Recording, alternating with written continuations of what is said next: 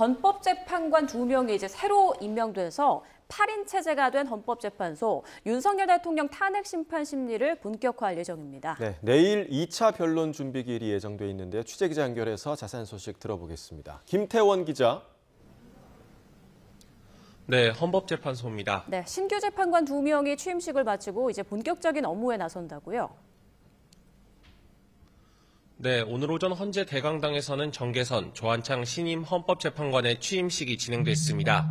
어제자로 임기를 시작한 두 재판관은 오는 2030년 12월 31일까지 6년 동안 직무를 수행하게 됩니다. 헌재는 그동안 재판관 정원 9명 가운데 3분의 1이 공석인 6인 체제로 사건들을 심리해왔는데요. 2달여 만에 8인 체제로 심리정족수인 7명을 채우면서 심판정족수 논란도 일단 해소됐습니다. 네, 하지만 여전히 지금 한 자리가 비어 있는 건데 관련해서 제기된 헌법 소원을 헌재가 신속하게 심리하겠다 이렇게 밝혔죠?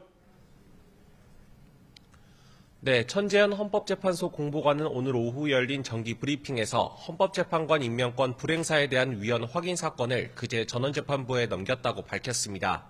그러면서 사안의 성격을 고려해 신속하게 심리할 예정이라고 설명했는데요. 마은혁 후보자 임명이 보류되면서 여전히 한 자리가 공석인 데 대한 입장을 묻는 기자들에게 공정하고 신속한 심리를 위해 조속한 헌재의 완성을 바란다는 입장에 변함이 없다고 답했습니다. 이어 재판관 공석이 여전히 해소되지 않았다며 이런 점을 고려해서 더 심리의 속도를 낼 예정이라고 덧붙였습니다. 네, 신임 재판관들 곧바로 윤 대통령 탄핵 사건 검토에도 나서게 되는 거죠?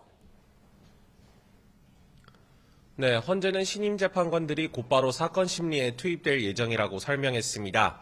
다만 오늘 재판관 평의는 별도로 예정돼 있지 않은 만큼 각자 사건 검토를 이어갈 것으로 보입니다. 당장 내일 윤 대통령 탄핵 심판 사건의 2차 변론 준비 기일이 예정돼 있습니다. 앞서 지난 27일 열린 첫 준비 기일에선 탄핵 소추안에 담긴 탄핵 사유 5가지가 4가지로 정리됐는데요. 헌재는 내일 기일에서 이에 대한 윤 대통령 측 의견을 들어보고 사건 쟁점을 추가로 정리할 예정입니다. 또 탄핵 사유에 대한 윤 대통령 측의 구체적인 입장이 법정에서 처음으로 공개될 가능성이 있겠습니다. 헌재는 이 밖에도 변론 기일에 부를 증인이나 외부 기관에 요청할 자료 제출 신청 등에 대한 논의를 양측 대리인 측과 이어갈 전망인데요. 앞서 국회 측은 첫 준비 기일에서 수사기관들의 수사 서류에 대한 촉탁을 헌재에 요청하고 증인 15명을 신청했는데 이에 대한 채택 여부 등도 결정될 것으로 보입니다.